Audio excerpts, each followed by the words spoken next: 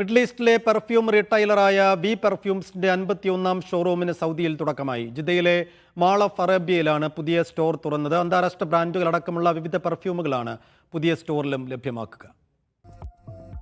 51ാം ഷോറൂമിനാണ് സൗദിയിൽ തുടക്കമായത്. ജിദ്ദയിലെ മാൾ ഓഫ് അറേബ്യയിലാണ് പുതിയ സ്റ്റോർ തുറന്നത്. പുതിയ സംരംഭത്തിന്റെ ഉദ്ഘാടനം ഭിന്നശേഷിക്കാരിയായ അറബ് പെൺകുട്ടി നിർവഹിച്ചു. വി പെർഫ്യൂംസിന്റെ സ്ഥാപകരായ ഫൈസൽ സിപി, ഫൈസൽ അബു യൂസഫ് അബ്ദുള്ള തുടങ്ങിയവർ ചടങ്ങിന് നേതൃത്വം നൽകി.